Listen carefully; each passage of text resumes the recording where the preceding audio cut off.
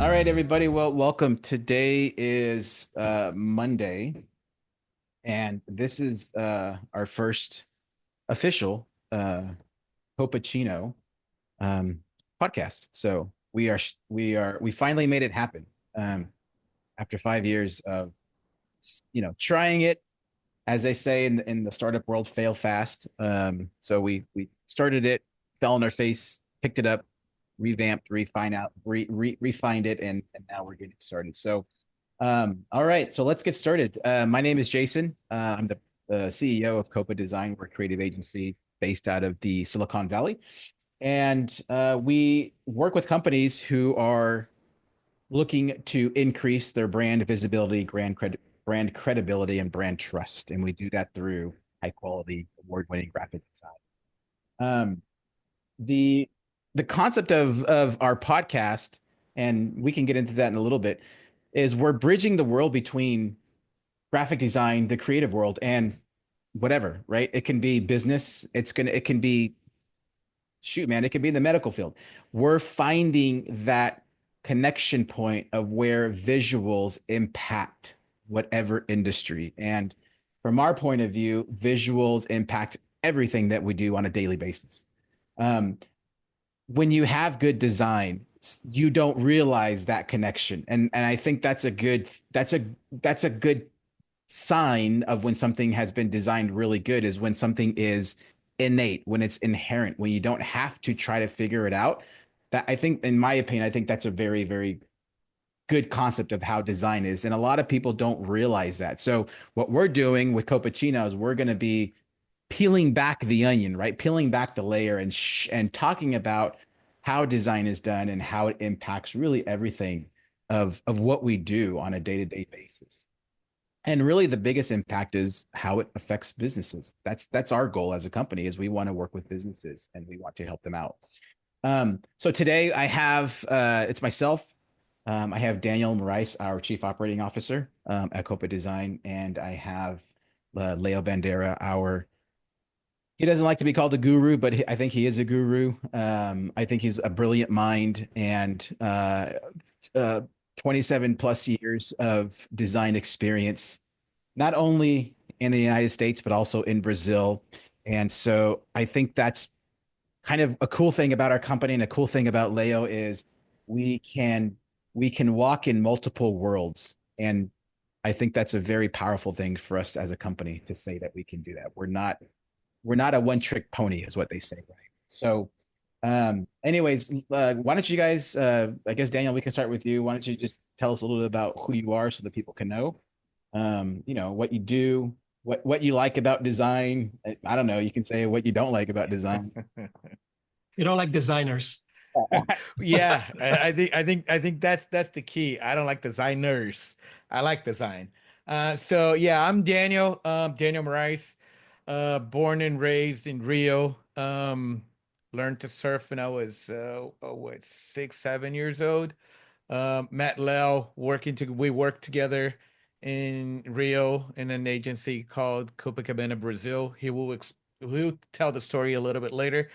And then my role here at Copa is I'm the COO, so I am the guy responsible to keep everything running, from email accounts to Adobe Suite that we have. And now with AI, right? We're implementing AI in our project management system. So it will help clients and us on the briefing part of the creative process. And that is what I do. I pull Jason's ears sometimes. I fight with Leo, so I gotta keep everything running. That's a good sign, right? Because if there was no debate, we'll say, then that's not a good relationship. Even with your significant other, right? It's you have to have challenges and you have to have different points of view. So no, I think it's great. I think it's great. All right, Leo, how about you, man? Go ahead and jump in. Tell us who you are. Okay, cool. Yeah, I'm Leo Bandeira. I'm from Copacabana. Daniel was from Ipanema. It's a different neighborhood, but we are we born and raised in the same lifestyle. And living in Rio, you are connected with the beach. We're connected with the lifestyle. Everything is so democratic in the same way, and that's our philosophy for Copa.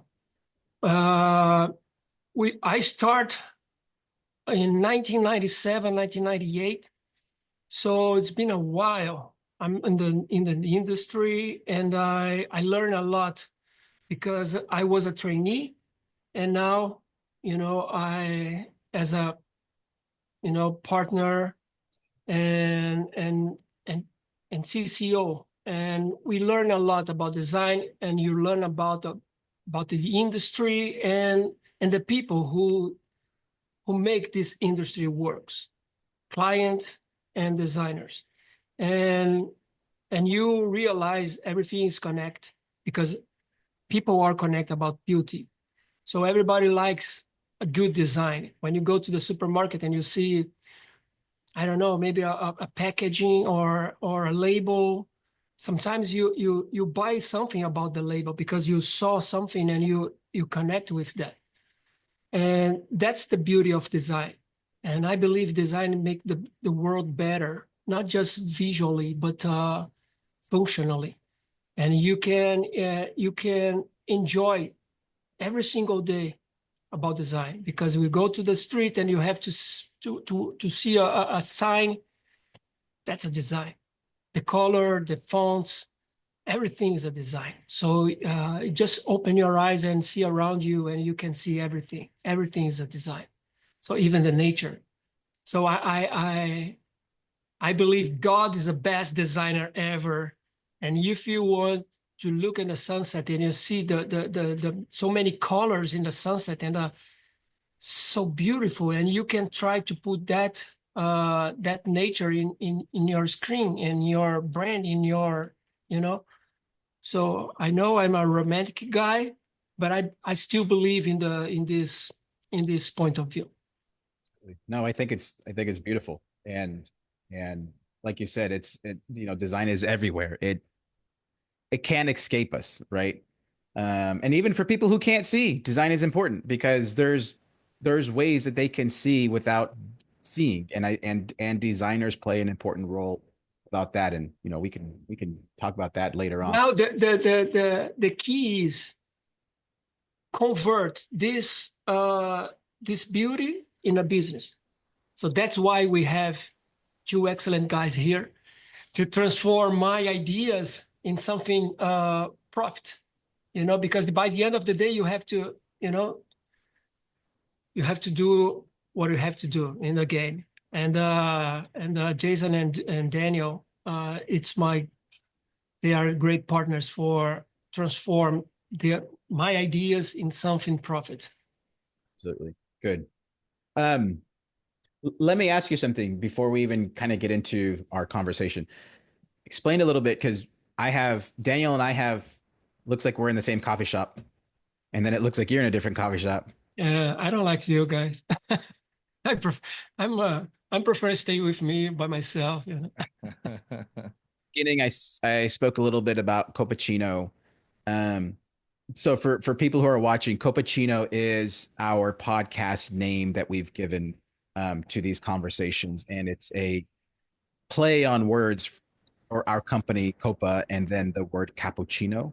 So Leo came up with Copacino, and that's why you see it. So we like coffee, but we don't own a coffee shop. Maybe we will later. I don't know, but it's a safe space for us to have these conversations. And again, the purpose is going to be inviting other people in different worlds to enjoy this safe space with us as well. Um, so let's get started. Let's jump into kind of what we're going to talk about is Copa. Let's and Leo, I think you're going to be the guy to talk about this. How did Copa design start? Yeah, that's a long story, right? I met Jason in 2003. and he works for a real estate company, right? And that time, as I said, I started in 1997, 1998, and we just a small studio in Brazil, Copacabana, Brazil, and that we started with a PowerPoint presentation for a small company, and but that company they in São Paulo is a different city, so the internet is starting pretty fast in Brazil, and I think with myself, well, if I can live in Rio and work to São Paulo clients, why I can't live in Rio and make some business in the US? So in 2003, I came here to find somebody to believe in that idea, and something guide me to the Jason's house. I believe in something beyond our conceptions, and Jason believed it. And Jason, when he saw my portfolio, and he said, "Oh man, you're good," and I say, "Okay, so sell me," right? And I come back to Brazil, and we start in 2005 or 2008. I'm not sure right now, but he's here in Silicon Valley, and I'm there in Brazil. Copacabana, Brazil, that time has like a 50 employees, so it's a big agency, and we start little by little, and just me and Jason. Daniel, that time, right, Daniel? You arrived later, right? Yeah. I joined a little later. Yeah. Okay. So yeah, and after that we start, and just like a business card or flyer is something very, very. Go ahead, Jason. We would take anything. We would What? we would take any work. We just wanted to show Yeah. them. At that time it was, yeah, I remember I was telling people, well, just give a postcard, a business card, anything that I can show you what this guy can do, right? And that's kind of how it started in terms of the sales. But I laugh, I think about it because I didn't know, I didn't know anything about design. And I think this is kind of cool for a podcast because I mean, over these 2 decades, I've learned a lot from you, Leo. I've learned a lot from you, Daniel, a lot as well. And it's kind of neat to what we say come full circle because now we can talk about it with other people. And I've learned so much that now I can share what I've learned from you guys, to other people. And I, you know, I feel happy that I can do that, right? It's like jujitsu. We all do jujitsu. It's like when you first start, we didn't know anything, and here I was, Leo, this black belt in jujitsu for the design world, and here I am, this a white belt, and I didn't know. I'm like, what's a logo? What's this and what's that? And it's Funny because you told about jiu-jitsu, and jiu-jitsu was what connect us, right? That could be another episode. It's another episode. Yeah.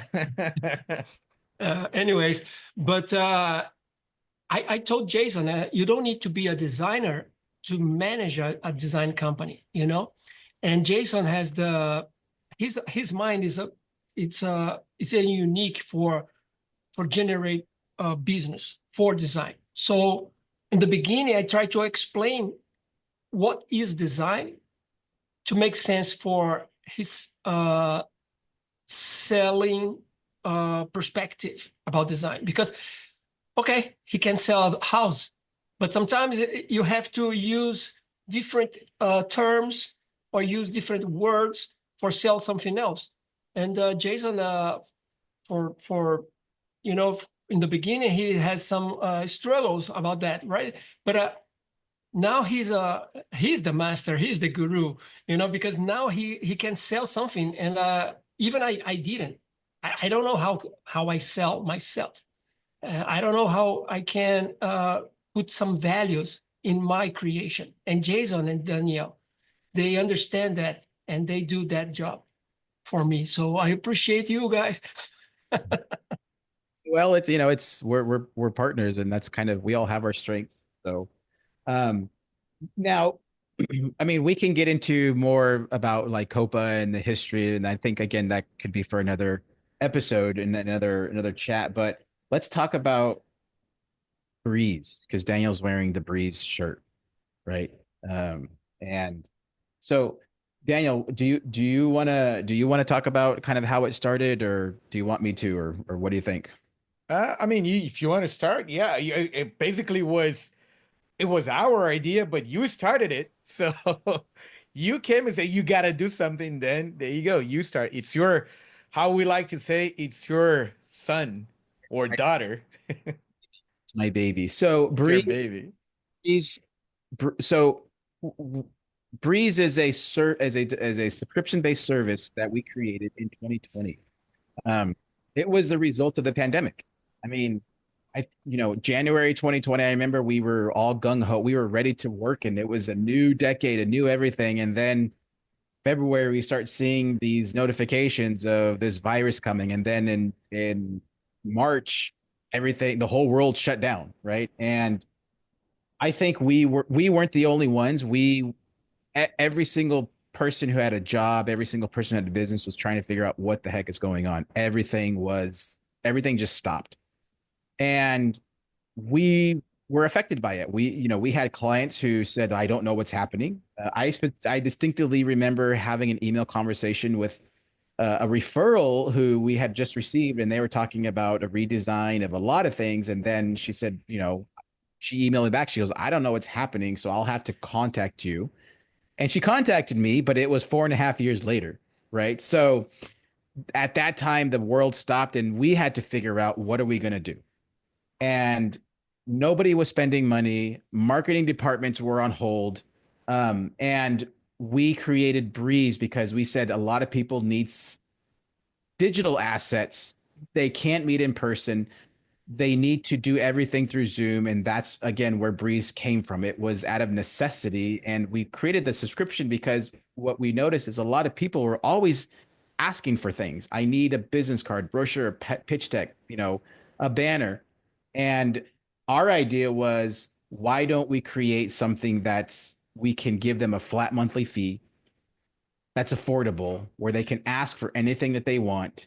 And they don't, and we remove the quoting process, the scope. How much is it going to cost? How long is it going to take?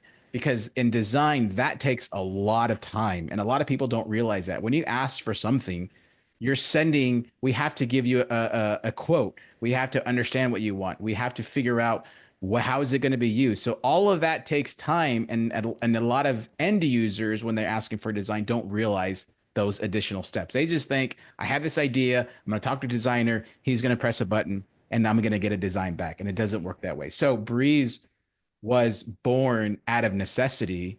But now it's helping companies who don't have designers, who need constant refresh. And really, I think and this is a question for you guys. I think we even changed around who we're going after. Who's our target. We're working with companies who understand the value of design.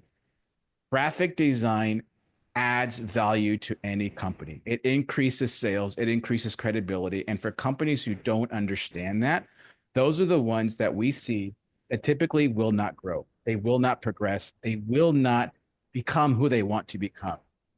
They can have the greatest idea, but if they don't have a strong visual behind them, nothing is really going to happen.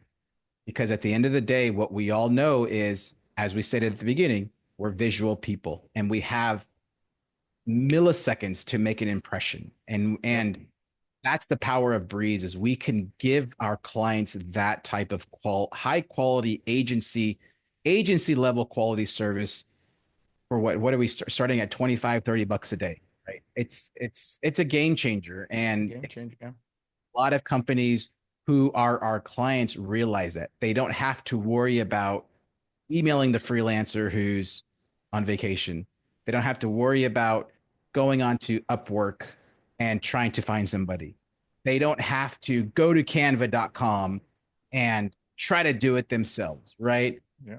And they reclaim those hours. I think any serious business person who understands the value of their time realizes that they have to delegate. And a lot of businesses don't realize that they have to delegate design. And when they figure it out, they realize, oh my God, like I'm saving a ton of time. Yeah. Um, Not only that, getting a subscription with Breeze is like hiring an entire agency for less the price of one designer. that's true. That's it. Yeah. I mean, You know, yeah, I mean, if you look at salaries, if you look at what a designer costs, especially in this economy, it's pretty high. And so, yeah, there is a huge cost savings for it. yeah. And it's a way to afford a quality design work because as we said before, the guru of design is with us. Uh, and if they go to our website, they say, ah, no, I cannot afford this. Right. But now they can through Breeze, you know? Right. So, Yeah, and I remember that time. I just tried to do because I'm very, you know, I'm very clinical about design. I like the high level of design. So for every project, doesn't matter it's a complex or not. It's a very simple. It's just a flyer. But I try to do the best I can, and it's a lot of efforts to to create something about that. We try to put like a design boutique and design express.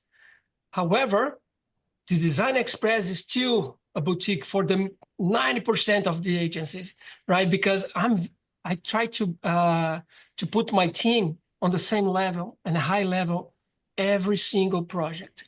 So it's not because you pay less, the design is gonna be less. That's the philosophy of Copa. We try to do the best we can, and doesn't matter if there's a complex project or a very simple project. We try to do our best every time. That's the goal. That's the goal for Breeze. That's the goal for maybe a design boutique or a creation of logo or a brand identity. It doesn't matter, or just a flyer. We just put for every creative skills on that piece, that layout. absolutely. So now that people know what Breeze is, let's kind of get into the challenges of running a creative business. Like, what are some of the things that we see on a day-to-day basis in terms of that maybe the business world doesn't understand, in terms of how does a graphic design agency run, right? What is there, right?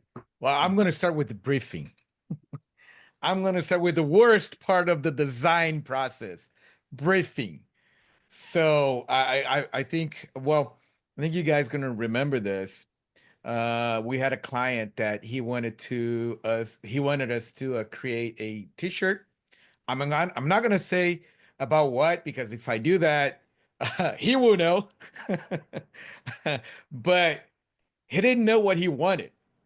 And worst of not knowing what you want is not knowing how to express yourself. So we ended up doing 12 versions of that shirt. At that Oh, time, well, we create a V1 and V2 and V3, right? yeah. So 12 different shirts, and he didn't like any of it. So I think that's what the other business, especially when they hire a design company or even a freelancer, uh, is they have to communicate. They have to tell the designer or us what they want. I mean, even if they don't know, just say, okay, I don't know, but I like this, and that. Give some references so we can start. So we have a reference point to start from. Yeah. And the other client was, I don't know if you guys remember this. She just said, I want a t-shirt. I go to the store, go buy a t-shirt. Right? It looked like a meme, right? And that time, I think I quit. I'm done. So I'm not good enough for this, for this job. Probably I'm getting old, because it's a frustrating, you do the V1, V2, and at the V5, and you say, my gosh, what's happening with me, you know? And you think about yourself and your skills and say, oh, I'm not good for this job. But sometimes the problem is not in myself or in the client. The problem is the communication between the two parts, you know? So I try to understand behind the briefing, try to understand the personality of the client, because sometimes he can't express himself as good enough, and my ears is not training for understand that feeling, you know. So I try to put my mind behind the briefing. So I read the briefing, I read like a 3 times, 4 times, doesn't matter, but I still try to understand the client, the person behind the briefing, you know. So that's not a, you know, 100% you're gonna win, but you improve your chance. Right. Yeah. And I think, talking about that, when a designer does multiple versions, it does mess with their mind, you know, in some way, shape, or form. Because like you said, sometimes they think, maybe I'm not good. What am I doing wrong? Right. Am I not good enough to do this design, or am I not good enough to do this project? And I think that's where the beauty of Breeze comes in, because what we do is we tell our team, right? If they ask for 100 version revision, it's okay. That's part of Breeze. They can ask for as many revisions as they want. So I think we've done a good job of training our team to say, look, if they ask for multiple revisions, it's not you, right? It's them. But at the same time, what we try to do with our design team is to say, look, if you're doing multiple revisions, try to ask better questions. Try to figure it out. And if we need to, we'll have a quick call. With Breeze, we try not to have a lot of phone calls, because if you have so many clients and they all want to talk on the phone, that's a lot of time. But that's where we have to, you know, that's where we train our designers to say, look, just because you're on version 7, don't take it out on yourself, right? On the other side of that coin is, if it's a Copa, like a logo or a rebranding project that requires more effort, more creativity. If we're going on V7, that's where we start having those conversations a lot sooner with those clients and saying, hey, you're paying a lot of money for this, so we need to understand what we're missing. Or you, like you said, Daniel, or are you not explaining something, right? Are we not capturing something for you? So I think it really depends on what level the client is at in terms of understanding design. And what I've seen is, if they're a micro entrepreneur, maybe they're a startup, they're doing everything themselves, right? They're having to send invoices, they're having to close deals, they don't have a lot of support. So they're going to have a lot of those questions. Whereas when we work with companies that have a dedicated marketing director, or maybe they have been around, those types of clients understand the power of a good briefing and how to keep things concise and control. So I think a lot of the frustrations that come from a design company do come down to the briefing document.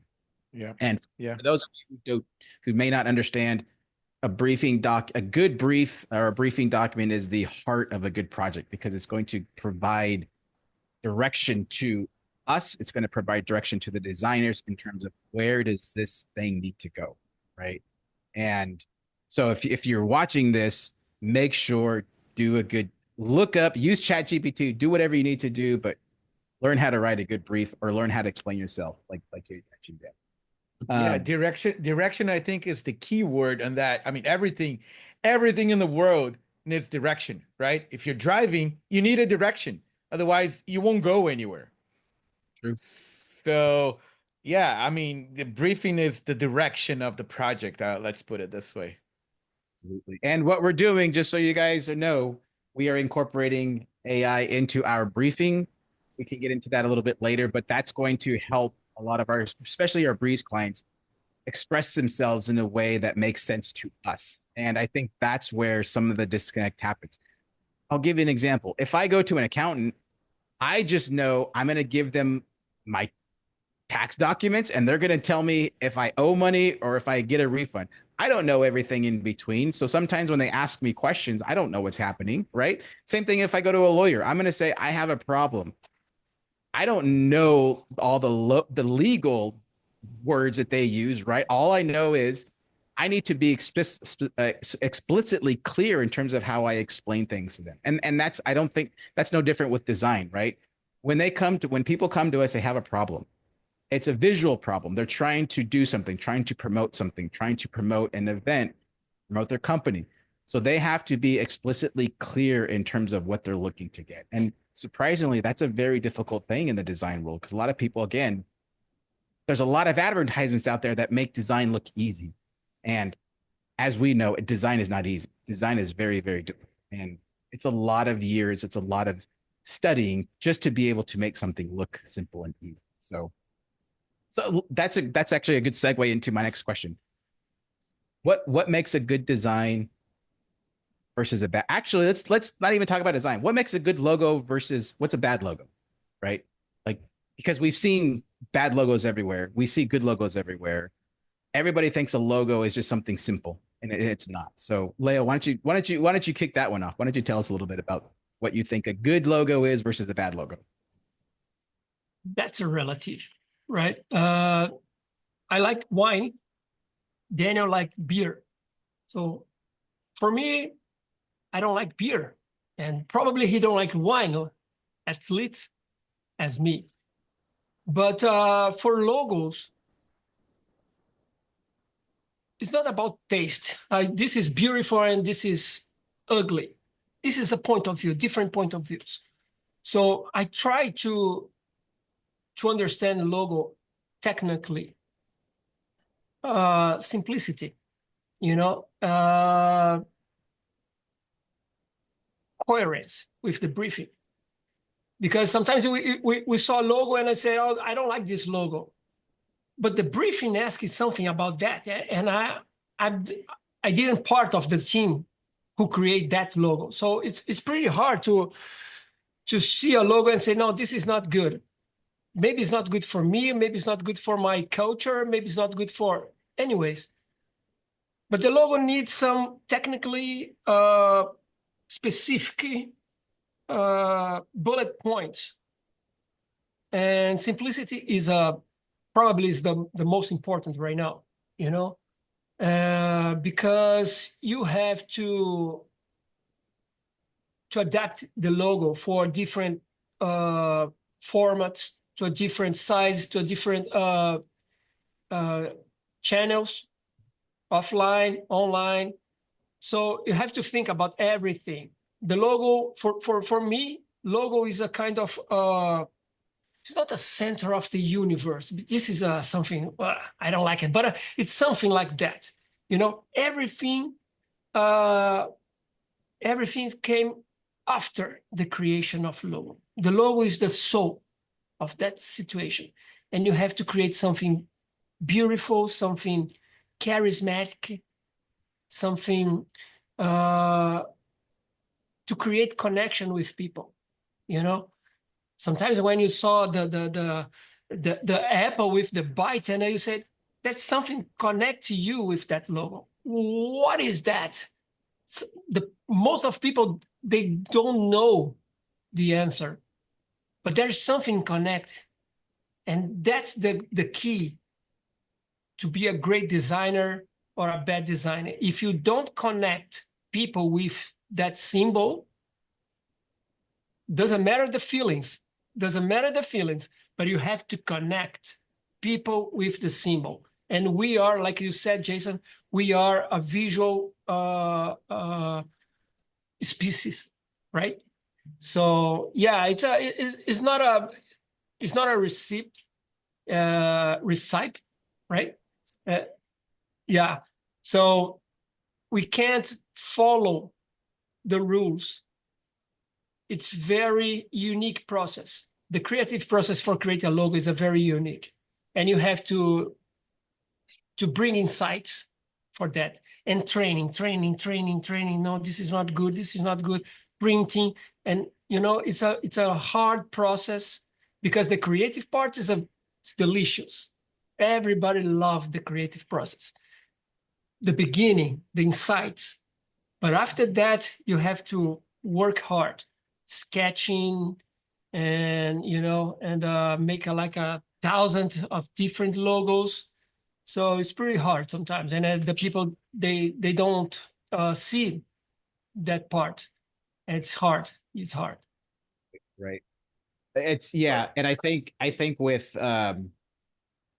with logos and branding, you have to make that connection. And I think a lot of companies don't realize when you have a bad design or a bad logo, how it can negatively impact your company. And an example that comes to mind is in, I think it was 2016. I don't know if you guys remember or not. Uber. You know, when Uber came out, they had rebranded, and I don't remember the year, but I think it was around 2016 or something like that. And they changed it from the U that everybody remembered, right? And they created this kind of weird, it was like a square with like a dot in it, and it was supposed to represent bits and atoms and how technology and the physical world are crossing. And it was just a complete disaster. And it was too abstract where it failed to uh, attract the people that it was trying to attract. And so Leo, like going back to what you said, is like it has to have some sort of essence or soul so that it can attract the right people. Because if you have a visual, you know, in this case, a logo and even a brand such as big as Uber, that can cost a company, probably for Uber, it probably cost them millions and millions of dollars, right? Because people are like, I don't really understand this anymore. Maybe they're changing to something else. So you know what? I'm going to go and download Lyft, and I'm going to start using Lyft because Uber looks a little bit weird to me now, right? And I think that's what a lot of people don't really realize in business is when you don't have the right visuals, if it's missing its target, you're potentially could be losing a lot of money, right? Because people just aren't going to believe in the company anymore because they're looking at something and they're going, oh my God, like what happened, right? And so I know in 2018, I think it was when they brought on the new CEO, they rebranded again, right? So what I'm trying to explain is when you are looking at doing a logo or looking at doing a rebrand, refresh, colors, everything, it's really important to understand who your customers are. Who are you talking to? If it's led by a few people and it's in this case, we'll say if it's like a CEO led initiative, many times you will miss the mark because you're not listening to your target market. Your target market is going to be driving what you should look like, right? Your target market is going to be driving how you communicate with them. And I think that was one of the big errors that Uber did. You know, they're still super powerful, but it would be interesting to understand like what the cost was. And when we talk about costs, it's not just I have a new logo. It's I have a new logo. Now I have a new brand colors. I have. That's it. That's the goal. Because sometimes you create a logo and the logo is super simple, but they can't talk about themselves. You have to create a marketing. You have to create a branding. You have to create a visual identity. Everything you have to create to strengthen your logo, to put your logo, with more powerful in the marketing. So it's not just create a logo. Logo is a part of the whole process, whole design process. So you have to bring marketing, you have to bring branding, you have to bring visual identity, you have to bring everything. Because if you're not, you just have the slices of, you're right. So logo is a part of the everything, the visual entity, I don't know, of that company, And if you don't do it right, you're going to be paying a lot of money because think about it. Let's keep using Uber as the example. They had to rebrand the website. They had to rebrand their all of the collateral. They probably had offices, they had signs, they had you know, banners. There's a lot of touch points that had that Uber logo that now needs to be replaced. So this is a conversation that we have a lot with clients is when they're ready to rebrand, sometimes they'll look at the price tag and go, oh my gosh, like I didn't know it was going to be so expensive. On the flip side, it's okay, well, where is your logo living? Does it live only on the web? Is it you only have one logo that's on your website? If that's it, okay, great. We probably won't work with you. But if you have a restaurant and you have signs, if you have delivery vehicles, if you have banners, if you have, partnerships, everywhere where that logo is going to reside, you have to make sure that that logo is the correct logo for your target market. You can use the franchise with the good example for that, like a Starbucks. So it's not there's a logo, it's not even it's not a brand identity, is the brand voice. The tone of voice is the same. If you go to the Starbucks here in California and in Florida, they're gonna talk with you as the same, because you have to understand the culture of the company. So the brand voice is very important as well. The personality, there's so many levels, so many layers in design you can explore. And you can go deeper and deeper, and you can find a beautiful world under that levels. And that's why branding goes a lot more deeper than just a logo, right? It is really important, but you have everything else that comes around it. And that's where I think a lot of small businesses don't understand that. They just think, oh, I need a logo and that's it. But then when they actually understand that there is more to it, the ones that get it, they get it, they understand it, and they're willing to make that investment because they know it's going to be strong.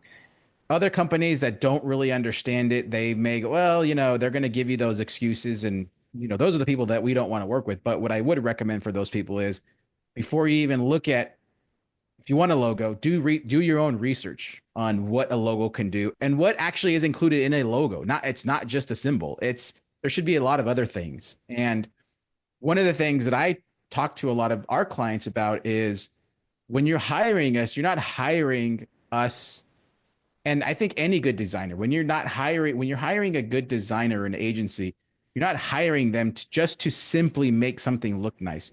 You're hiring them to reduce risk, right? Mitigate risk, reduce risk. And what is that risk? That risk is if you have the wrong logo, colors, fonts, the risk is you're going to confuse your target market.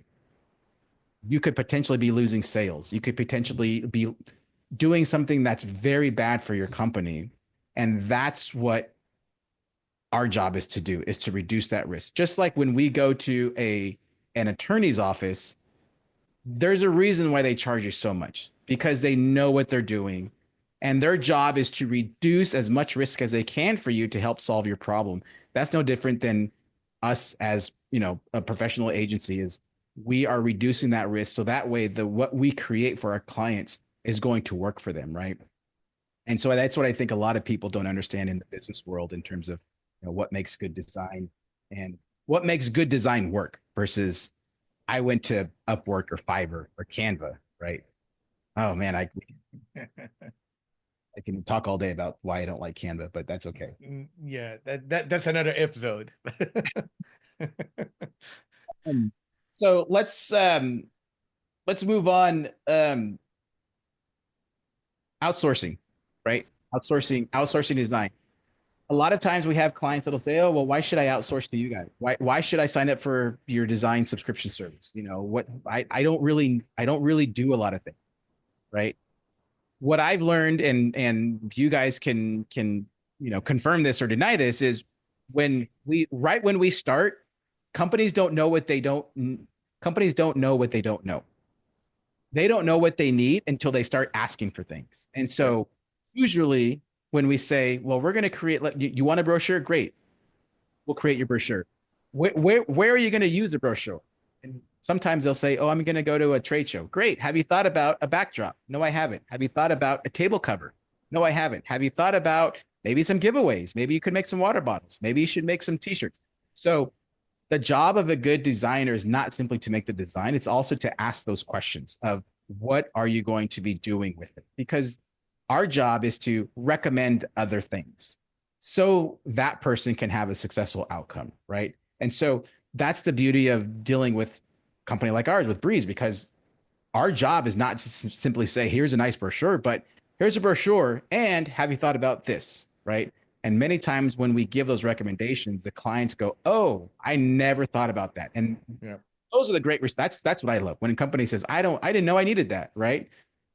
We're doing our job when they say that, right. Because we're uncovering those pain points that they don't even know that they have, because we're not allowing them to have the pain yet. We're alleviating the pain before they even start, which is a good thing. Yep. But what, I don't know. What do you guys think about that? Well, just for starters, I'm taking, piggybacking of what you said, not letting the client feel the pain. That I'm going to still what Leo said a while back. We don't just give you a design, we give you a solution. So when we design a brochure and we start asking those questions, is we're trying to avoid the problems, giving you the solution.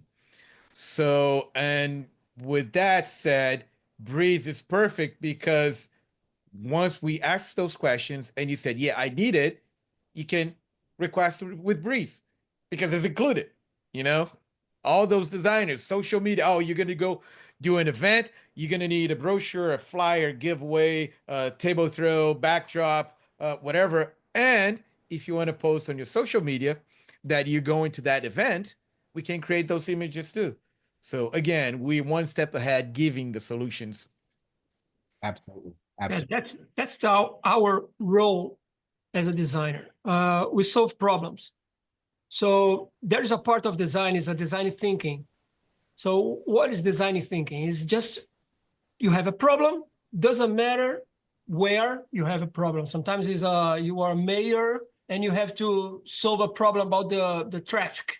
Doesn't matter.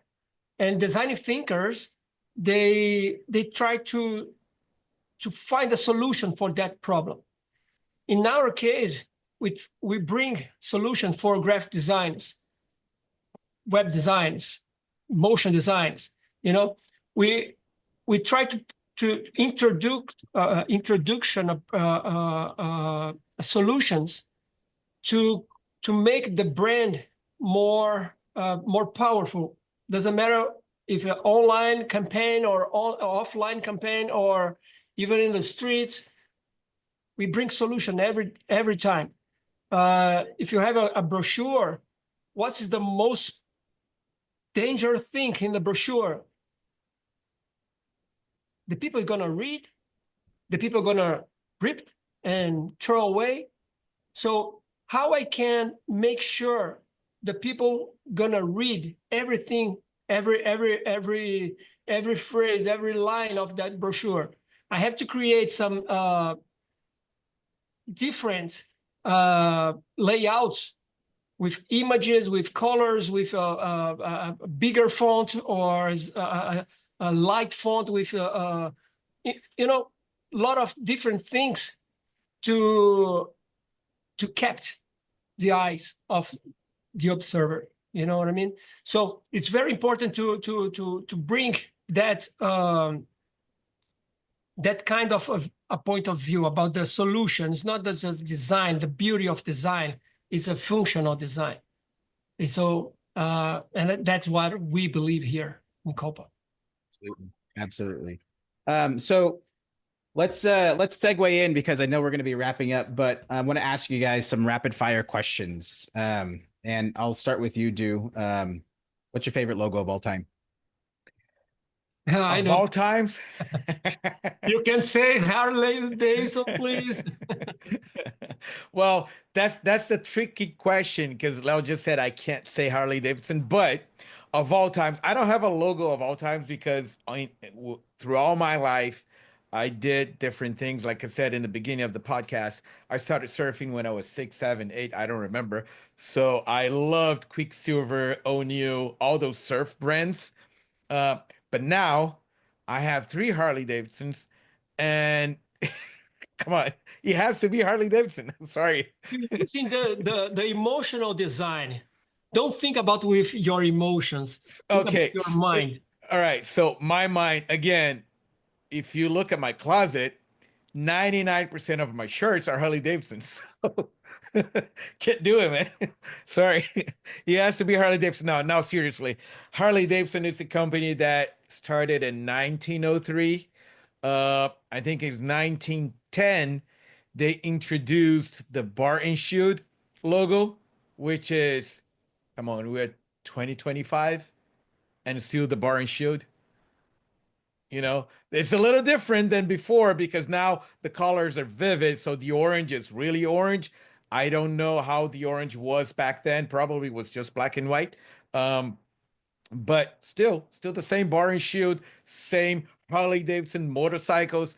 And if you do a quick math, 2025 minus 1910, Jason, you're the number guy. So A long time. We'll just say a that. lot of time, right? So and of course I do have other brands like that kept the essence throughout the years, like Shell, the gas company.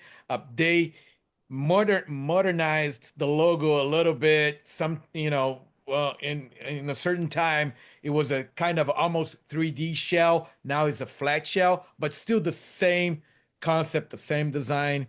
And of course, I think I would say the biggest of all is Coca-Cola. It's the same as always. So, but see, I don't have a favorite logo of all times. Yeah, good But choices. Yeah. Well, for me, I don't know. Mercedes-Benz is beautiful. It's so beautiful. Not just the logo, but the whole branding, the car, everything, the typography, the images. I like Mont Blanc, the pen. Uh, Nike is a beautiful logo. It's the movement, the simple, and of course, Apple is it's a it's incredible logo as well. So, yeah, I like this style. a Absolutely. fun fact before you give yours, Jay, Leo mentioned Mercedes, and I was reading about the BMW logo. You know what the symbol means? That's an airplane propeller. Really? I didn't. Yeah, Yeah, thank you, yeah. Daniel. That's an airplane propeller because if I'm not wrong, they started with a airplane engine, and so they try to make that symbol as a movement of a propeller. So the blue this way, the blue that way is the airplane But propeller. uh, I don't like the logo of Breitling, right? The watch. Yeah. I don't like that logo, but I love that brand. So there's a difference between the logo, the symbol, and the brand. I love the watch and all the brand surround the logo, but I don't like the logo. So there's a different, yeah, that is interesting about that. It's a deeper level. Yeah. Yeah. Yeah. What We about you, Jay? part two. I know. I know. I think for me, I like the Apple logo. I think it's clean. You look at the evolution, and I think that's something that we'll talk about later on as well, is the evolution of a logo, right? Because things do evolve. But I like the current logo, Apple logo. It's clean, it's strong. It seems like it will stand the test of time. I really didn't like the when it was the rainbow colors. It was too busy for me. I like the simplicity of it now. And then surprisingly, I like the Chase logo, the bank, the bank. I don't know how I feel about them. They're a good bank, but the logo, I Yeah. think, I think you guys are making fun of me. 1961 is when the new logo came out. So that's a long, what is it, 60 something years, right? So, um, The concept came from Bauhaus. yeah, So it's a very strong logo. Yeah, it's a beautiful logo. Yeah. I think it goes to show when you create a strong logo, I mean, Chase is 60 something years old and it hasn't really changed much, right?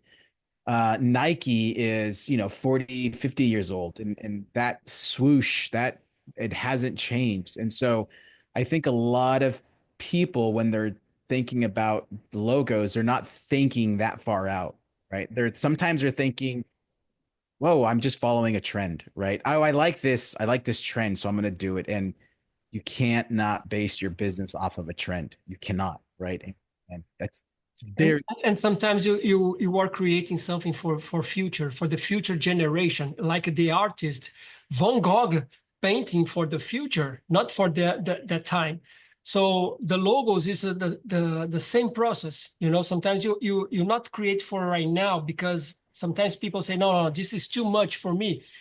But when you create, sometimes you have the vision about the future, and maybe this generation is not prepared for this logo or for this art, but in the future, yeah, trust me, the people are gonna like it. right.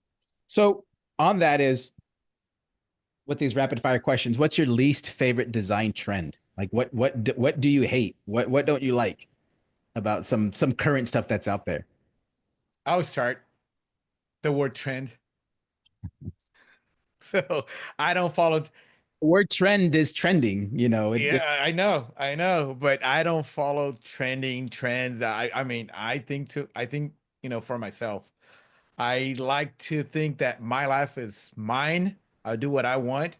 I don't follow what you're doing just because everybody is doing, you know. But Good, so, Daniel.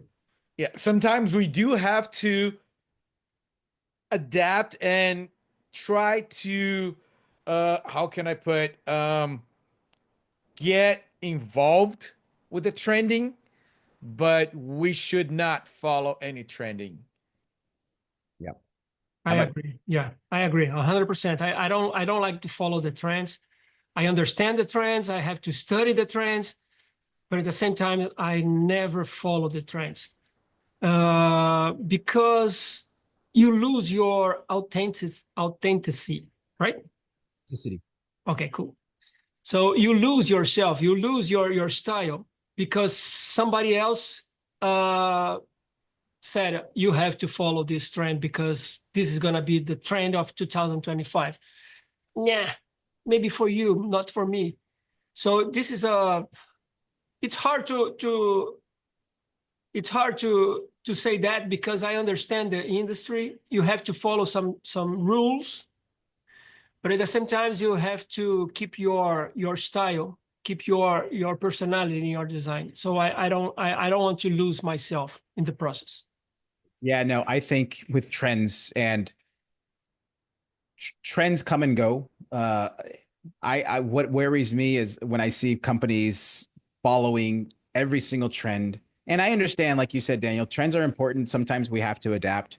Social media, the blow up of social media, especially, you know, TikTok, and coupled with the pandemic, trends were the only thing that were making people happy at the time, right? And if you remember, you know, even on social media, it was the ice bucket challenge trend, the push-up challenge trend, this trend, the dance trend, and you know, trends come and go. And I think a lot of companies, especially startups, and I don't know if I'm aging all of us here, but the younger startups who have young founders, who have young CEOs, maybe still in their 20s, eventually they realize that what they started with is not going to carry them into the future because they started building a roof without building a foundation first.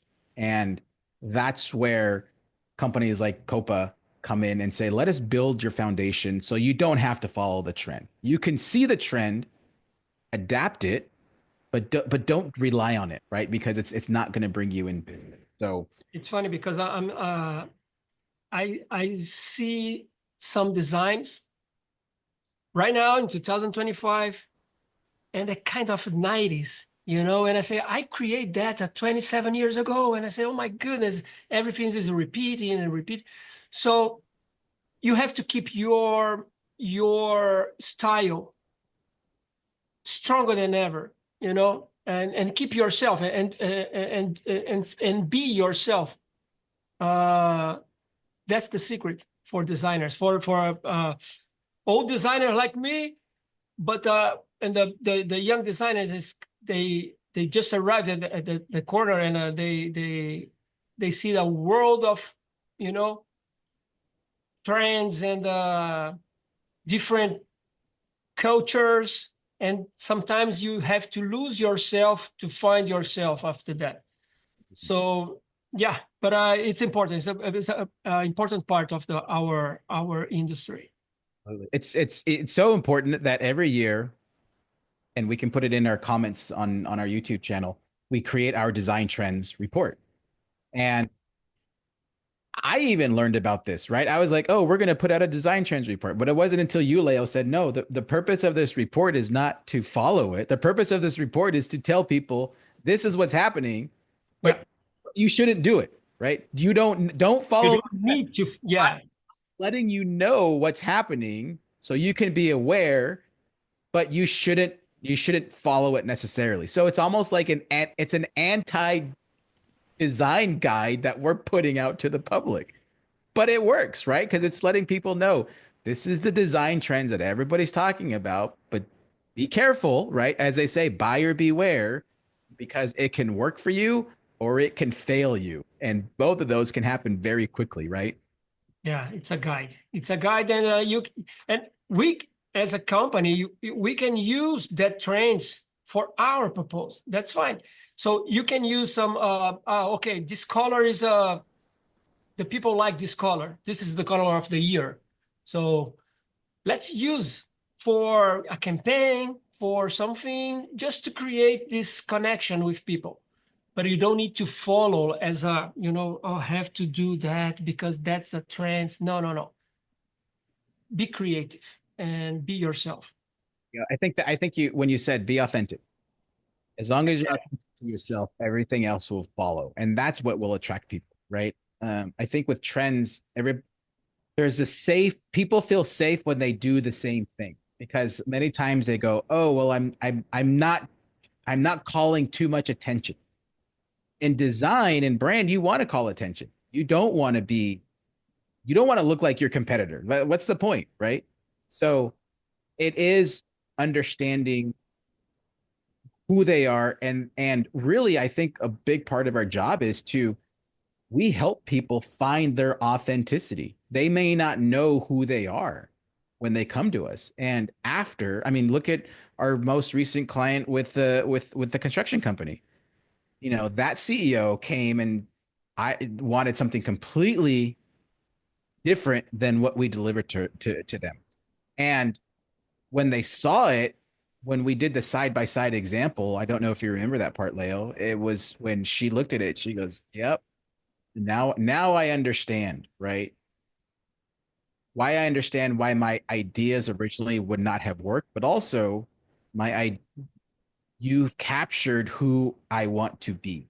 Yeah, I never forget about the wine client in Napa Valley. And when they saw our proposal logo, and they cried, and I said, "That's the feeling. That's what I want to extract about the client. The feelings about that. That's to be proud of something. So yeah, yeah, that's the good part of our job." That's the fun part, you know. Okay, so let me ask you guys another question because we now Copacino. So if if Copa and if Copa or Breeze, if Copa in general, if it was a coffee drink, what would it be? What do you think? Would it be a cappuccino? I don't know.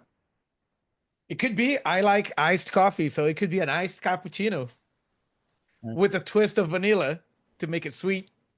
Fancy. Okay. Yeah, that's a good one. Espresso. I need that shot of caffeine. And maybe Breeze would be espresso because I think that's what it does for people. It gives them that shot of adrenaline and excitement. Yep.